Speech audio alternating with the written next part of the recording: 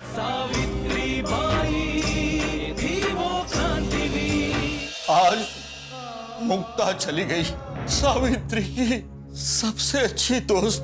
समाज के नियम हमेशा हमारे ही खिलाफ क्यों?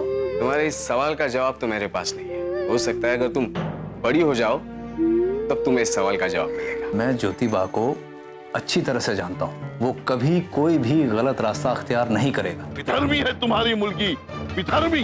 और विधर्मी की शादी होना इस जन्म में असंभव है। ब्राह्मण देव, लेकिन कुछ तो उपाय होगा ना? आप जो कहेंगे वो मैं करने के लिए तैयार हूँ।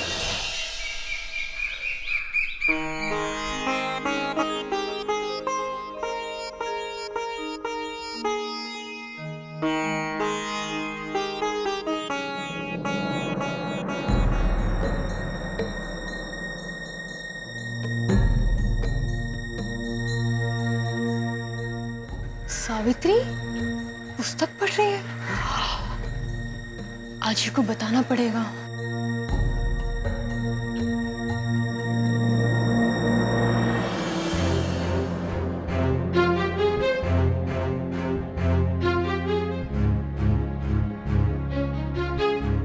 अहो आजी, क्या हुआ रे आभा? वो जो सावित्री है ना, क्या क्या उसने अभी? मैंने उसे पुस्तक पढ़ते हुए देखा था। पुस्तक? कैसी पुस्तक? पता नहीं, लेकिन मैंने उसे अपनी आंखों से देखा पुस्तक पढ़ते हुए। खंडोबा, ये मुलगी भी ना।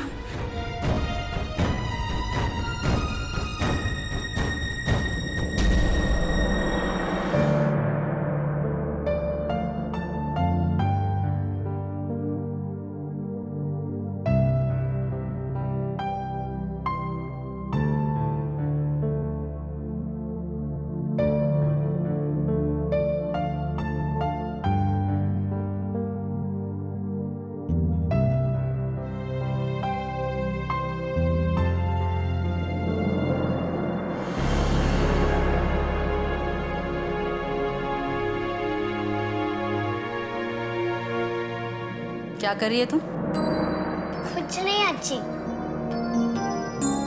बस इस किताब में जो चित्र है ना उसको देख रही हूँ। ये किताब मुझे नन ने दी थी। देखो ना अच्छी, आप भी देखो कितने सुंदर है। हम तुझे सही कह रहे थे। सारा दोष इस मुल्की में है। विधर्मी हो गई है ये मुल्की। ला ये किताब। नहीं अच्छी, सावित्री, अच्छी किताब ला। मन बिगाड़ कर रखा है इस किताब ने। ये किताब अच्छी मुझे नहीं है।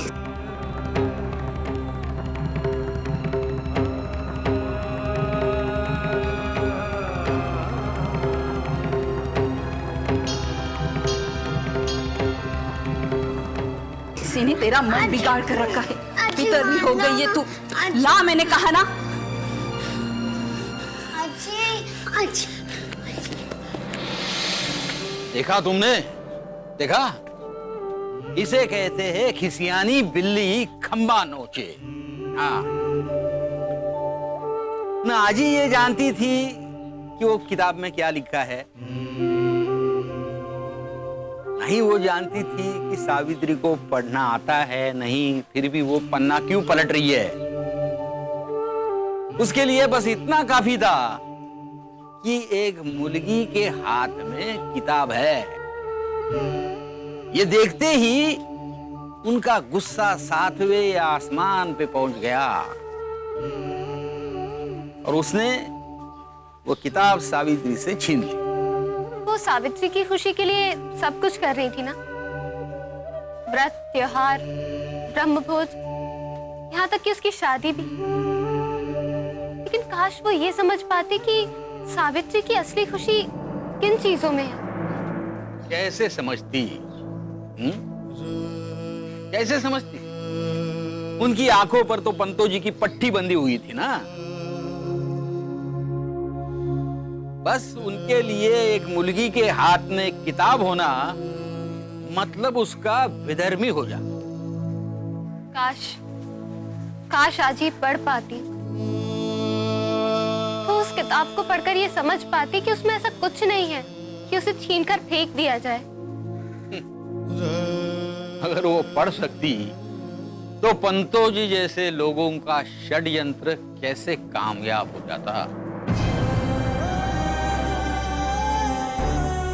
मैं समझ सकती हूँ कि सावित्री का उस किताब के प्रति कितना लगाव रहा होगा, क्योंकि वो किताब उसे तब मिली थी नंद से जब उन्होंने पढ़ने की सारी उम्मीद खो दी थी। ये किताब उनके लिए एक नई उम्मीद की तरह रही होगी। हाँ, ये किताब उसके लिए उम्मीद से भी अधिक एक प्रेरणा की तरह थी।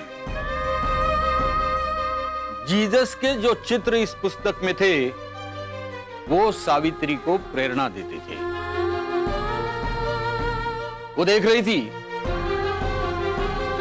कि एक आदमी को इतना सताए जाने पर भी बिल्कुल नीडर होकर अपनी बात समाज के सामने वो कैसे रख।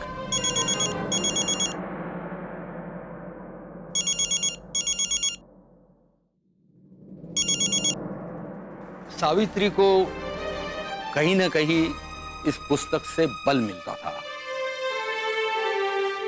और इसलिए अपनी आजी से ये पुस्तक वापस लेने के लिए उसने हर संभव कोशिश की थी।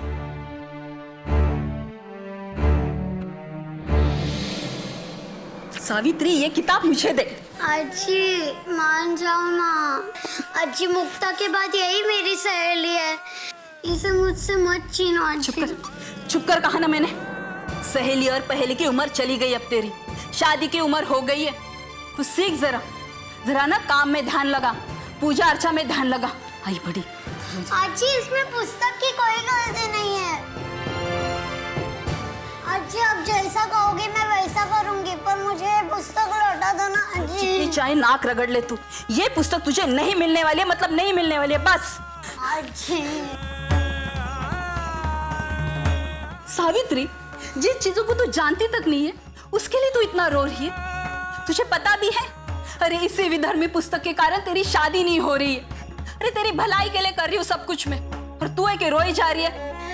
इसमें इस पुस्तक की कोई गलती नहीं है अजी। देख, मैंने एक बार कहा ना, या अज्जी से बड़ी एक किताब हो गई तुझे। देख बाड़ा, जब तक ये किताब तेरे पास रहेगी ना, तुझे अक्ल नहीं आएगी। आज तो इस किताब को मैं नष्ट करके ही रहूंगी। अजी नहीं। छोड़। अजी अजी, नारी के लिए मेरी पुस्तक। घर से बाहर जाती थी मगर हर मोड़ पे नाका बंदी थी।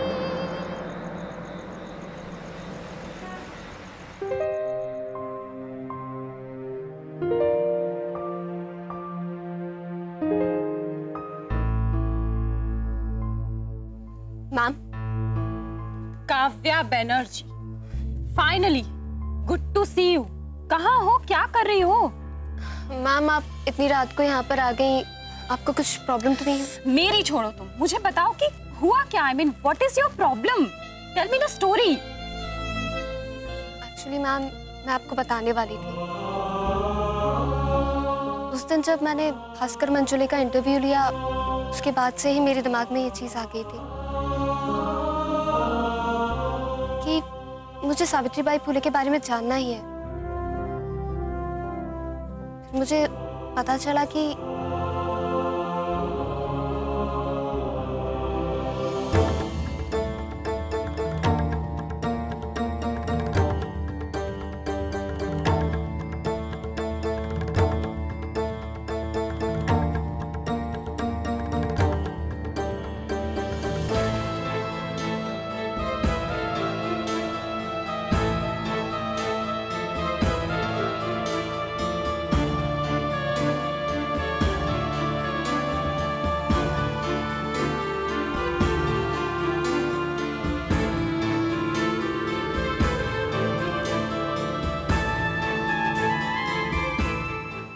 थी मैम यहाँ तक की कहानी।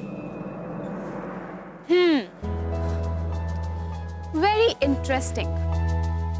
तो ये थी तुम्हारे नामदेव काका की कहानी। जिनके कारण हमारी काव्या एक जर्नलिस्ट से एक एक्टिविस्ट बन गई। ये तो मैं नहीं जानती कि मैं क्या बन गई हूँ, लेकिन ये जरूर जानती हूँ कि नामदेव काका से मिलने के बाद मैं खुद को समझने लगी हूँ, इस दुनिया को समझने लगी हूँ। एक तरफ छल कपट लोभ लालच और स्वार्थ से भरे लोग हैं, वहीं दूसरी तरफ ऐसे लोग हैं जो इस दुनिया को बेहतर बनाने का सपना देखते हैं और उसी के लिए दिन रात जीते हैं। नामदेव काका ने मुझे उसी सपने से जोड़ दिया है। अब उसी को देखकर मुझे शांति मिलती है। तुम्हारे जैसी पॉप कल्चर वाली लड़की शांति और स्वप्न की बातें करने लगी है। स्ट्रेंज। कुछ तो बात है तुम्हारे नामदेव काका में। कुछ नहीं, बहुत कुछ। मैंने उनके जैसा जेन्युइन, स्वाभाविक, सहज व्यक्ति आज तक नहीं देखा। मैं हैरान रह जाती हूँ ये देखकर कि आज की जनरेशन सिर्फ और सिर्फ आंख बंद करके सक्सेस के पीछे भागती जा रही है, समाज कल्याण के नाम पर लुट रहा है। ऐसे में एक व्यक्ति अपना सब कुछ छोड़कर, सब कुछ लुटाकर गांव आ जाता है लड़कियों को पढ़ाने के लिए, क्योंकि उसे लगता है कि 150 साल पहले सावित्रीबाई फुले ने जिस चीज की शुरुआत की थी उसे आगे बढ़ाने की जरूरत है। दुख तो बस इस बात का है कि आज भी उनके प्रयास को कोई नहीं समझ पाता। मैं समझ सकती हूँ काव्या, लेकिन अब मैं पूरी कोशिश करूंगी कि सावित्रीबाई फुले के नाम से इस गांव में अब एक स्कूल जरूर खुले। और तुमने बहुत अच्छा किया कि मुझे सब कुछ बता दिया। अब मैं खुद प्रदेश के शिक्षा मंत्री के पास जाकर उनसे बात करूंगी। मैम, आपको क्या लगता है वो मान जाएंगे? देखो काव्या, इस दुनिया में आसान तो कुछ भी नहीं। अब चाहे मंत्री हो या संतरी हो, पत्रकारों से तो सबका सामना होता है। हम उनका इतना प्रमोशन जो करते हैं, उनकी इतनी पब्लिसिटी जो करते हैं, अब वो इतना सा काम तो कर ही सकते हैं हमारा। अगर ये स्कूल यहाँ पर खुल जाता है तो सावित्रीबाई फुले और नामदेव काका दोनों के संघर्षों को एक नया आयाम मिलेगा। देखो काव्या, अब तुम बिल्कुल फिक्र मत करो। अब तुम्हारे और नामदेव काका के साथ इस मिशन में मैं भी तुम्हारा साथ दूंगी। तुम देखना, विदिन 2 months इस गांव में सावित्रीबाई फुले नाम से गर्ल्स स्कूल जरूर खुलेगा। Thank you ma'am, thank you so much. क्रांति ज्योति थी वो क्रांतिवीर। आज तुम मेरे साथ आ गई तो मुझे पूरा यकीन हो गया कि सावित्रीबाई फुले की पाठशाला अवश्य खुलेगी। हाँ, सावित्रीबाई का संघर्ष जाया नहीं जाएगा।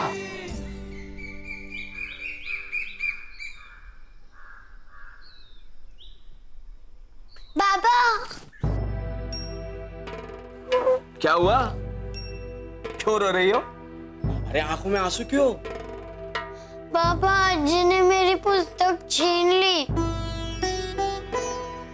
अब वो उसे नष्ट करने जा रही है। तुम्हारी कौन सी पुस्तक? जीजस की, जो मुझे नान ने दी थी। हाँ। बाबा, मैं उसे पढ़ नहीं रही थी, मैं तो बस उसके चित्र देख रही थी, तो भी अज्जी ने वो मुझसे छीन ली। चलो ठीक है, रोते नहीं है? रोते नहीं। जो चीज हमसे छीन जाती है ना, वो हमें वापस भी मिलती है। बाबा, पर अज्जी ने कहा है वो उसे मुझे वापस कभी नहीं देंगी। वो भी उसे नष्ट करने जा रही है। सावित्री, मैंने कहा ना कि मैं तुम्हें तुम्हारी पुस्तक ला दूंगा। है? रोना नहीं, मैं तुम्हें तुम्हारी पुस्तक को कुछ नहीं होने दूंगा। मैं तुम्हें वापस ला कर दूंगा। सावित्रीची शपथ। अज्जी ने आपको भी नहीं दिया तो? अच्छा, ऐसे कैसे? वो मेरी आई है, मुझे पुस्तक दे देगी। अच्छा ठीक है, कि मैं यूं गया और यूं आया। मैं अभी जाकर तुम्हारी पुस्तक लेकर आता हूं।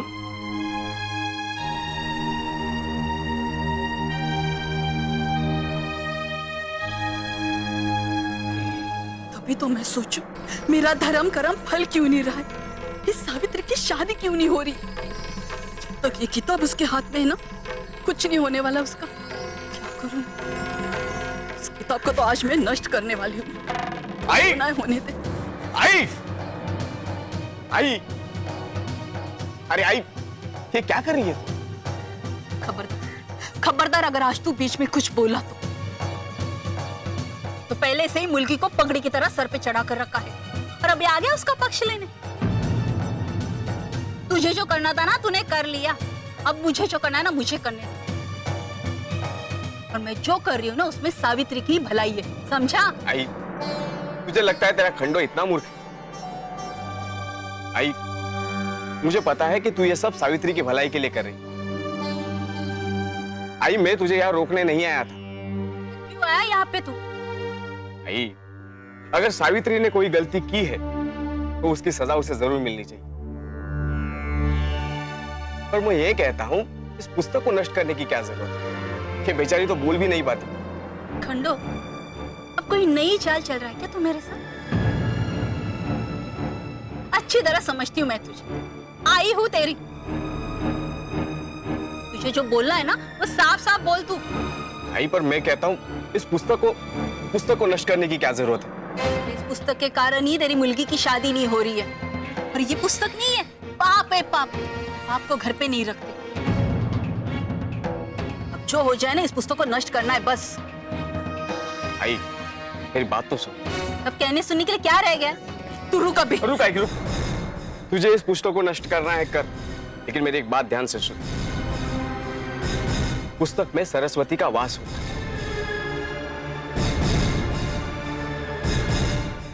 ऐसा ना हो अगर तू इस पुस्तक को नष्ट करने जाए और सरस्वती हम पर नाराज हो गई तो?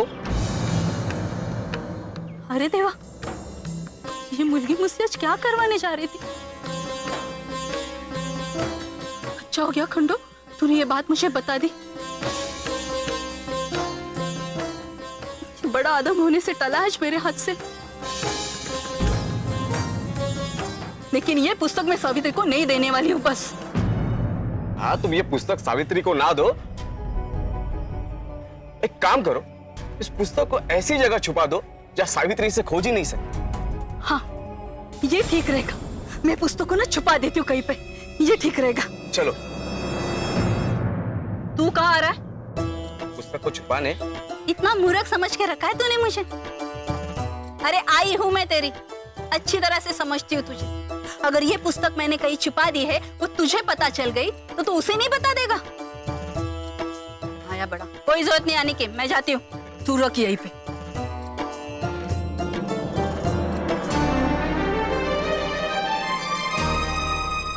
मुझे कुछ भी करके ये पता करना होगा कि आखिर आई ये पुस्तक कहाँ छुपाएगी।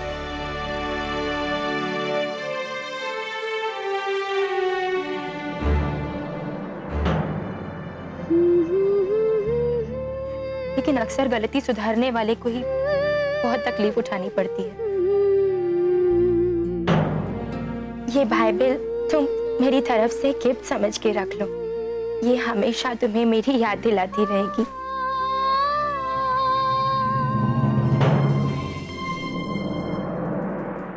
अरे अरे ताई, ये आप क्या कर रही हो? अगर आप मेरे काम करोगी तो मी क्या करना है? आप हटिए, मैं कर देती हूँ। शांता, तुझे आने की क्या जरूरत थी? अभी कल ही तो तेरी मुल्की की शादी हुई है, आज तो आराम करती। अरे क्या आराम करती ताई, मुझे तो पूरा घर जैसे काटने को दौड़ रहा है। मुझे तो हर जगह मुक्ता ही मुक्ता दिख रही है। आपको पता है ताई, मैं और मुक्ता इतनी बातें करते थे, इतनी बातें करते थे कि अब वो मेरी मुल्की कम सहेली ज्यादा हो गई थी। और जैसी अब मेरी सहेली बनी, अचानक से पराई भी हो गई।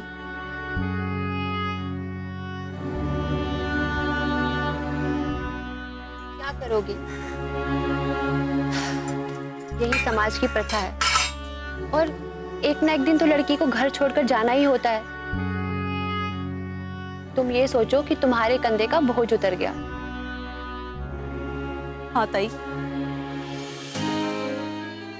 कंधे का बोझ तो उतर गया, पर मन का बोझ बढ़ गया है। क्या करोगी शांता? हम औरतों के भाग्य में यही सब लिखा होता है। जन्म से लेके मरण तक हम किसी न किसी बोझ के तले दबे रहते हैं, और फिर भी उस बोझ में हम जीना सीख लेते हैं। पर तुम मुक्ता की चिंता मत कर। तुम देखना, धीरे धीरे वो अपनी गृहस्थी में रम जाएगी, जैसे हम लोग रमे थे।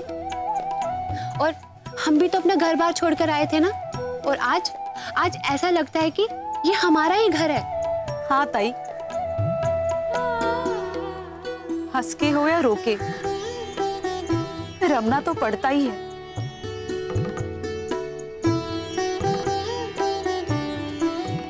अरे चलिए, आप उठिए, अब ये मैं कर देती हूँ। चलिए।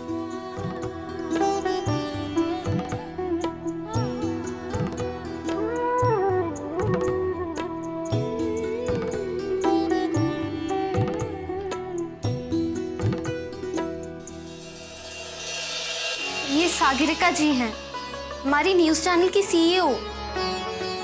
ये सावित्री बाई फूले विद्यालय खुलवाने में हमारी मदद करने आई। गलती सिर्फ सावित्री की नहीं है, उसके पिता की भी है। मैं सावित्री के कल्याण के लिए ब्रह्म भोज करवाऊंगी। ये शुभ कार्य जितने जल्दी हो उतना सावित्री के लिए अच्छा होगा। हर बिगड़े घोड़े की एक ही दवा है, शादी। शादी? तुम उसकी शादी करा दो, अपने आप सुधर जाएगा।